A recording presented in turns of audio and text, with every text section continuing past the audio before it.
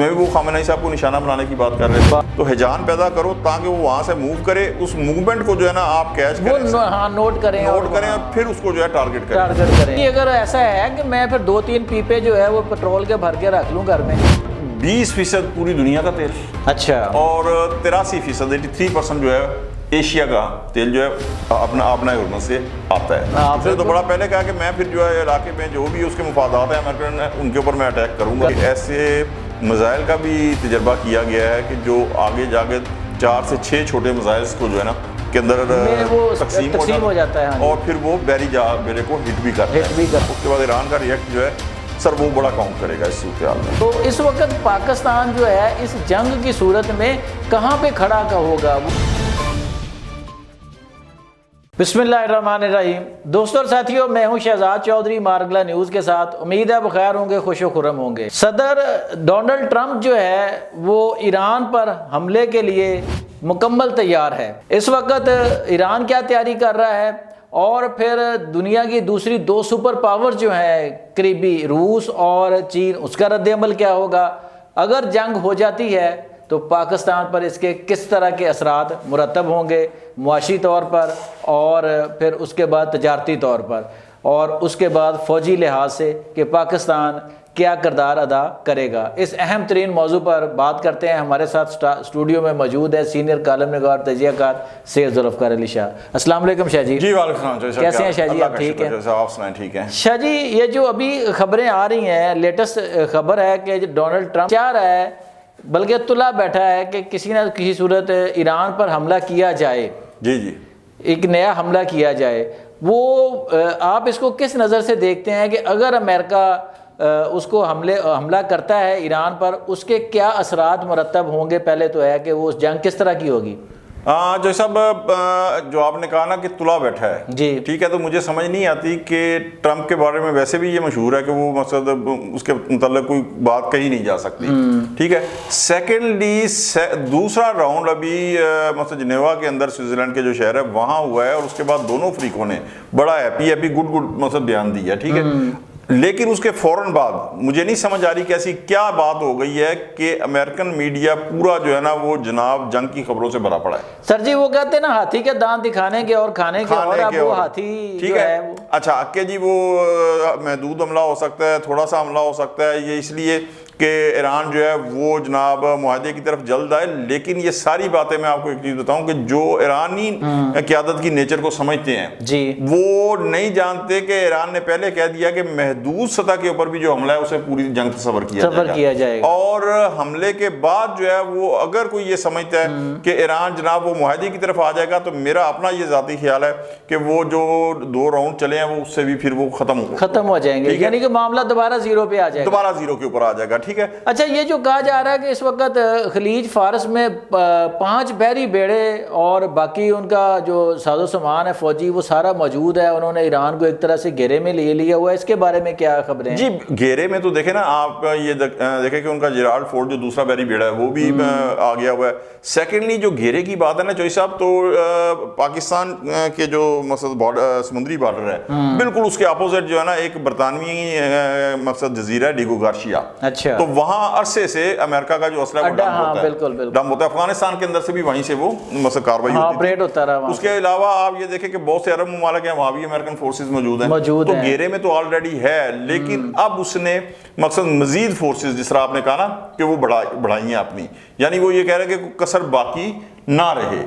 ٹھیک ہے. اور موجودہ جو سر حالات ہیں ان کی سنگینی جو گزشتہ سال جون 2025 کے اندر ایران اسرائیل کی جنگ ہوئی تھی اس سے کہیں زیادہ اس لیے ہے کہ وہاں پہلے اسرائیل انوالو ہوا, کہ ایران اسرائیل جنگ کی تھی, گو کہ امریکہ نے ایک اٹیک کیا تھا, لیکن اب امریکہ براہ راست جو ہے نا وہ مقصد ہو رہا ہے, اسرائیل کی جرت نہیں پڑ رہی کہ وہ براہ راست ایران کو چھیڑے. اچھا شاہ جی, آپ نے دیکھا کہ پچھلی جب آپ نے جنگ کا ذکر کیا, اسرائیل نے جو مرکزی قیادت تھی ایران کی اس وقت اس کو ٹارگیٹڈ حملہ کیا اور ان کو جو ہے وہ شہید کیا, تو کیا امریکہ بھی اس طرح کی کوئی کارروائی کر سکتا ہے کہ خاص کر جس طرح وہ موجودہ ان کے روحانی پیشوا علی خامنائی کے در پہ ہیں کہ اس طرح کی بھی کوئی حرکت ہو سکتی ہے کہ وہ قیادت को टारगेट करे सिर्फ?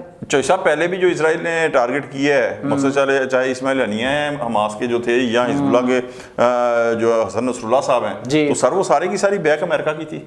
अच्छा, ये मकसद अमेरिकन आशारी बात थी और अमेरिकन टेक्नोलॉजी, अमेरिकन जिसे कहते हैं इंटेलिजेंस, वो सारी की सारी इसराइल के साथ थी। तो अब भी ट्रम्प साहब तो जो पीछे एजिटेशन हुआ है ईरान के अंदर, उसमें भी वो खामेनेई साहब को निशाना बनाने की बात कर रहे थे। बिल्कुल उनकी टॉप प्रायोरिटी होगी कि जनाब खामेनेई साहब को निशाना बनाए। और ये जो मैं आपको बताऊं कि ये जो खबरें आ रही है ना कि हिजान पैदा किया जा रहा है अमेरिकन मीडिया के अंदर, तो सर ये भी एक तरह से एक होती है कि एक बंदा कहीं बैठा हुआ है ना, तो हिजान पैदा करो ताकि वो वहां से मूव करे, उस मूवमेंट को जो है ना आप कैच करें, नोट करें और फिर उसको जो है टारगेट करें। तो अब देखना ये है कि इस वक्त खलीज फारस के अंदर ही सर ईरान की, चीन और रशिया, जो आपने दो अल्टरनेट सुपर पावर्स, बिल्कुल तो सर उनकी फौजी मशकें हो रही हैं। और उसके अंदर एक मीडिया के अंदर ही आया कि ऐसे मिसाइल का भी तजर्बा किया गया है कि जो आगे जाके 4 से 6 छोटे मिसाइल को जो है ना के अंदर वो तकसीम हो जाता है। हाँ, और फिर वो बेरे को हिट भी करता है। तो ये अगर यहाँ पे अटैक होता है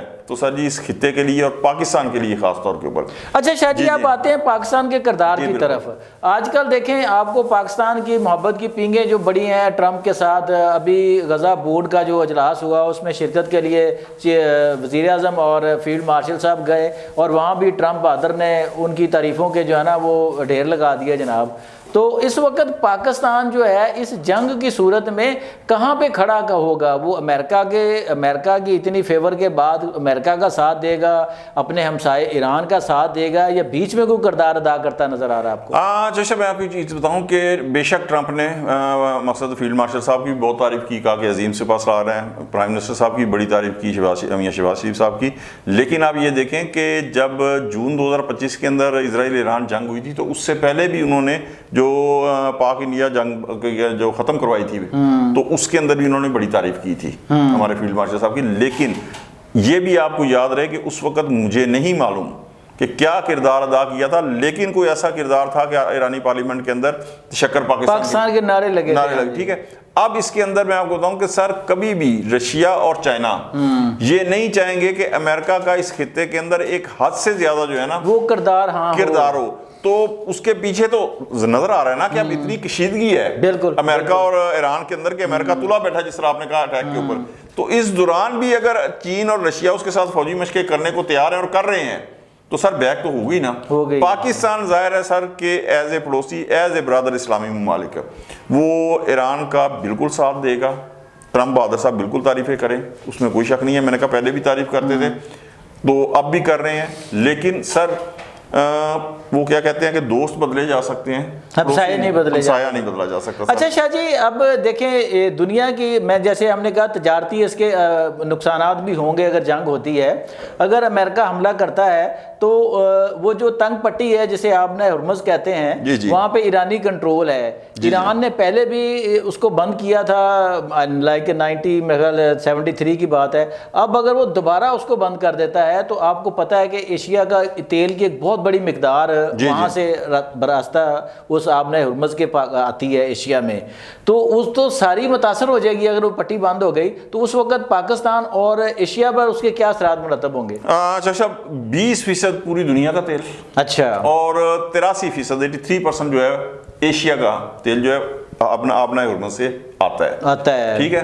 तो अब आपने कहा जी अगर वो बंद कर देगा तो सर सीधी सी बात है कि इनकी कीमतें आसमान के ऊपर चली जाएंगी।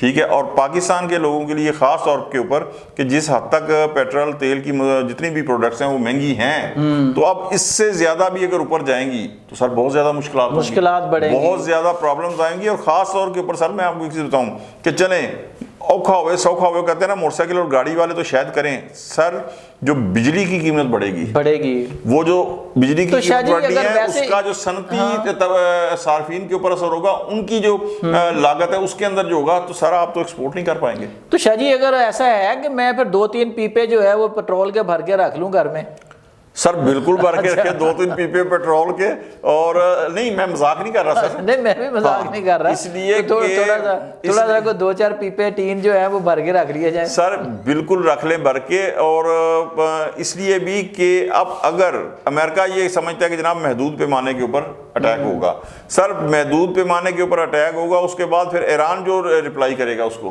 ایران جو ریئیکٹ کرے گا، اس نے تو بڑا پہلے کہا کہ میں پھر جو ہے علاقے میں جو بھی اس کے مفادات ہیں امریکن ان کے اوپر میں اٹیک کروں گا۔ تو سر اس سے پھر دیکھا جائے گا کہ آیا وہ قطر کی جو العدید بیس تھی اس جیسا اٹیک کرتا ہے یا پھر اس سے زیادہ قوت کے ساتھ کرتا ہے۔ تو اب ایران کا جو ریئیکٹ ہے سر، اس کے بعد جو پہلے امریکہ، اس کے بعد ایران کا ریئیکٹ جو ہے سر وہ بڑا کاؤنٹ کرے گا اس صورتحال میں۔ یعنی کہ آپ کو یعنی کہ صورتحال آنے والے وقت میں کچھ زیادہ اچھی نظر نہیں آ رہی سر، ایک کہتے ہیں نا خدشات، لیکن یہ سنگین ترین صورتحال بننے جا رہی ہے یہ اس خطے کے اندر۔ جی دوستوں ساتھیوں، یہ تھے سید ذوالفقار علی شاہ، جنہوں نے بڑی تفصیل سے اس وقت جو تنازع ایران اور امریکہ کے درمیان چل رہا ہے اس کے جو اثرات مرتب ہوں گے پاکستان پر، ایشیا پر اور خود امریکہ اور ایران پر، ان سب کو بڑی تفصیل کے ساتھ بیان کیا کہ کسی طرح بھی پاکستان جو ہے وہ ایران کو چھوڑ کے امریکہ کا ساتھ دے سکتا ہے، اور نہ ہی روس اور جو چین ہے وہ چاہیں گے کہ خطے میں یہ جو امریکی اثر و رسوخ ہے وہ حد سے بڑھے۔ تو اب دیکھیں کہ حالات کس طرف جاتے ہیں، اللہ کرے کہ یہ جنگ کے بادل جو ہیں یہ آگے نہ بڑھ سکیں۔ آج تک کے لیے اتنا ہی۔ اپنا اور اپنے گرد و نواح کا بہت خیال رکھیے گا۔ اللہ نگہبان۔